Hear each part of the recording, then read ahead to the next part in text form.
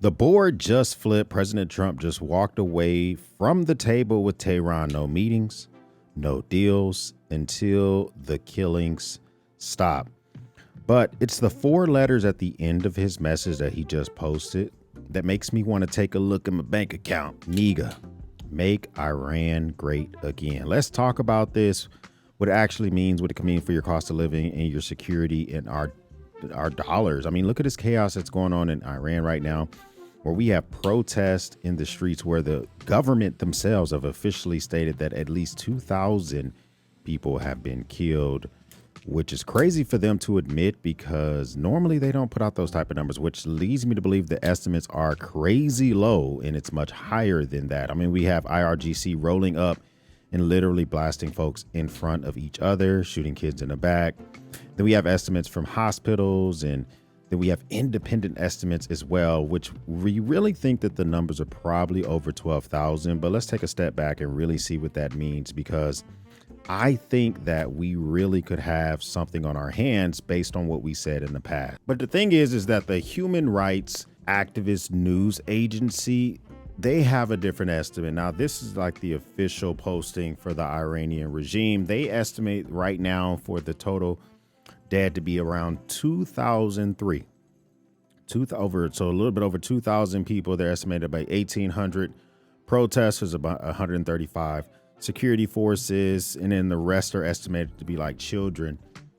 If that's their official estimates, that's crazy that they're even willing to come out with those numbers. Time Magazine, which is a little bit more independent, has those numbers based off of clinical data. Medical researchers, whenever people are brought into a hospital, they're able to kind of more accurately estimate numbers. Time Magazine has that estimate to be around 6,000 as of January 12th. But like Iran International and CBS News have the number being as high as 12,000, and the numbers are still going up. We kind of stepped in it. I said in the last video that I'm a little confused why it's always the West that has to be out here just kind of swinging our nuts and always deciding that we're going to one tap, double tap, or fully engage in a 20-year entanglement with folks in the Middle East. And this could be another one of those situations where we may have to be in one of those situations.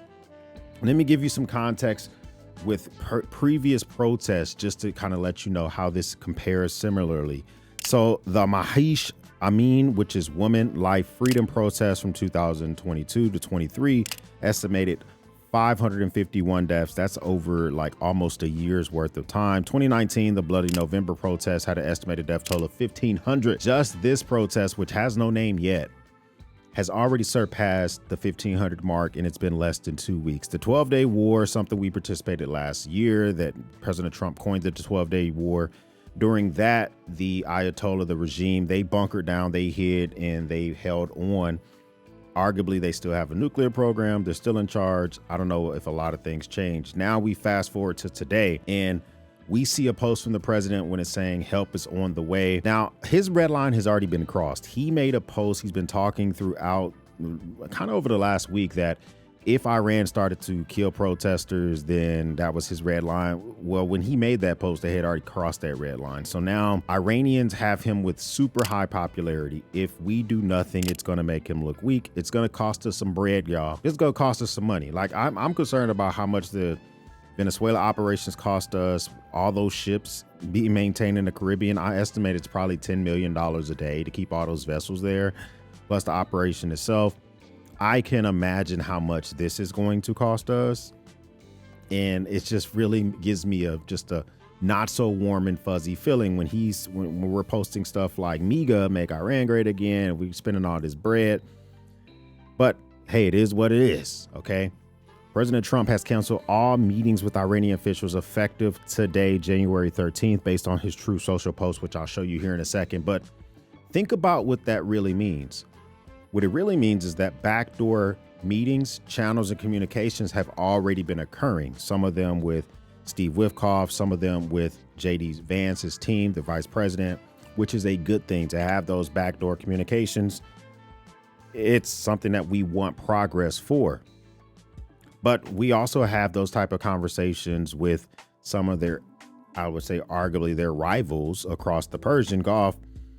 which is going to be everybody of Arab descent. So the Saudis, the Qatar, Oman, they all don't want this to move forward, us move forward as well. And if you have your rivals pressing to us not do a strike, I think that says a lot. So in the Marine Corps, we don't wait for things to happen. We make them happen. So when President Trump signals regime change by telling folks to take the institutions, I think that's a signal for we're wanting regime change again, because we kind of already got started with Venezuela. But he's promising U.S. help, and I think that's a mass escalation from everything that's going on. Iran International English is a news agency that primarily is in the space in the Middle East. So Iran's Arab rivals across the Persian Gulf, led by Saudi Arabia, have been lobbying the administration against a strike on Tehran. The Wall Street Journal reported on Tuesday. I told you earlier, this is both Saudi Arabia, Oman, Qatar. They've all said that an attempt to topple the Iranian regime would rattle oil markets and ultimately hurt the U.S. economy. In the report added, citing from Arab officials. This is the biggest thing with that, is that I see the accuracy for which that this could happen, because even with the president already citing that all talks are off when it comes to Iran, oil prices shot up, and I'll show you what that looks like now. So you have the people who are pulling the oil out of the ground, the rich folks, Oman, Saudi Arabia, Qatar, telling you like, yeah, you know, if you try to topple the regime, it's going to disturb oil prices globally. So they're giving you a warning of what that could look like. And then directly stopping those talks, we're already seeing our pockets could be affected by higher prices.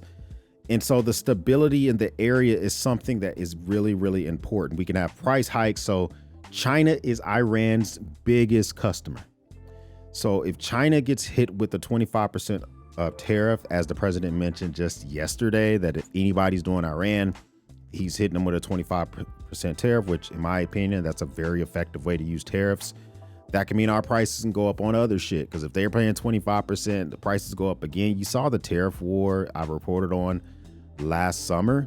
Yeah, this can be like 3.0 of the same exact thing. That's just the price hikes for the tariff stuff.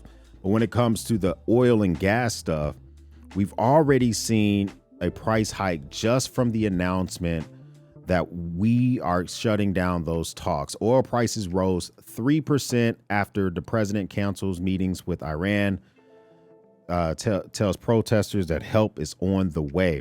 Crude oil prices on Tuesday, they went up after the president said that we're shutting down all talks. The Islamic Republic security forces have cracked down on a large scale, and the Trump has repeatedly threatened to intervene if the Islamic Republic kills protesters, which there's a ton of evidence that has already occurred. Once again, going with Iran International English, they're saying Iran is under a coordinated blackout aimed not only at security control, but concealing the truth. It's estimated that said 12,000 have already been yeeted, and reportedly, allegedly, Iran is now using technology to even block Starlink, which is the technology developed under Elon Musk's company to try to get some type of communication out of Iran. We have people traveling thousands of kilometers to get this news to different news agencies, whether it's the Iran English network that I just talked about, or even getting it to Fox News. And then there are those that are Iranian Americans that have the inside scoop of what the people in Iran would think of us if we do absolutely nothing. We have Naveed Mohibi, which is a former political prisoner. He's an Iranian American. He's a political activist. He speaks to people in Iran daily. He says that I'm not concerned. I'm concerned that many Iranians are already furious with the U.S. and Israel for not coming to their aid. The sentiment is increasingly reflected in messages I'm receiving from inside Iran today. There is a growing perception that if Israel doesn't join U.S. strikes, it will hurt its credibility. I don't know what the credibility of Israel has to do with this overall. All I'm worried about is how much is this going to cost us in the form of money or materials, all of that good stuff. And so if once again we're stepping into something where we could have increases when it comes to price hikes with the tariffs for any countries that do business with Iran, China, the biggest one, oil and gas prices, something I think about as well. But even still, there's a human toll to this. I mean, 12,000 people. I say, why is it always us? But should we do something about it? And we might need to do something about it, because if Iran collapses, global stability, insecurity could go with it. The mega gamble that President Trump has making is, if the regime collapses or if they go to full-blown civil war, then global shipping lanes like the Strait of Hormuz could become a hot zone. So a lot of oil and goods need to go through that strait. And if we now have more instability in the region, we could be affected by that, even all the way, 5, 6, 7,000 miles away from that area overall. Military readiness, even as veterans, we watch for locked and loaded rhetoric closely. Increased tension means that more deployments and more eyes on for our brothers and sisters still in uniform. That's what I think about as a vet. Now, perhaps when the president says that help is on the way, he may not be literally talking about just like a tweet or just moral support. He literally might be talking about assets. He may be talking about keeping their head on a swivel, because geopolitical credibility kind of all harps on whatever messages he puts out. Now, in my opinion, President Trump is kind of like a one and done type of person. I don't think he likes long, drawn out engagements. I think when someone presents a strike package to him, if that strike package has to do with you get in, you get out, I think he likes that. So I don't know if there's a strike package with a Iranian regime that is bogged down, that would not have us there for an extended amount of time, or would not put the country into civil war. I just don't see how, if we do a strike, how we can't do more. Because even if we do a strike and protest stop, our IRGC says, okay, we're done shooting people, no more of that, our bad. The Iranians keeping control of their regime is going to be incredibly hard, incredibly difficult. Imagine you getting your kids back after they're going through some type of like foster care system because they were beating the other kids, right? You finally get them back.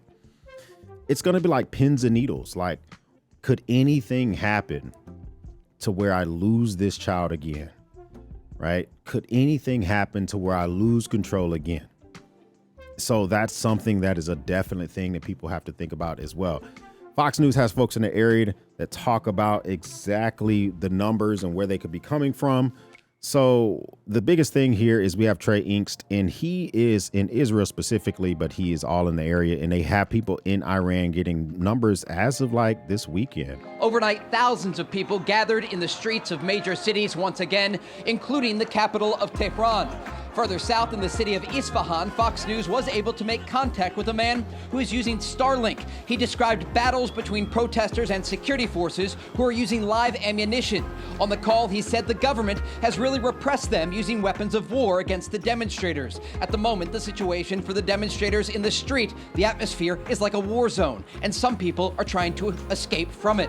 He goes on to say, I have to emphasize that among Iranian people, Trump is the most popular person right now. He has so much popularity because of the steps that he took toward preventing the growth of terrorism in the Middle East. They respect him.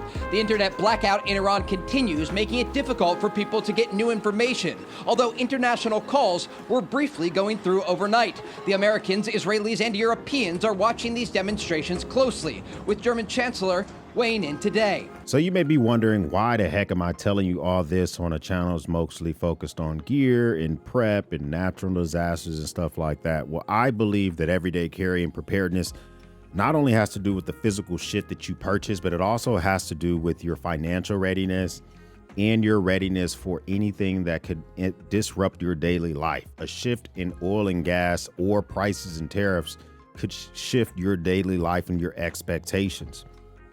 And so a 25% tariff on these goods is a thing that is about to come to fruition.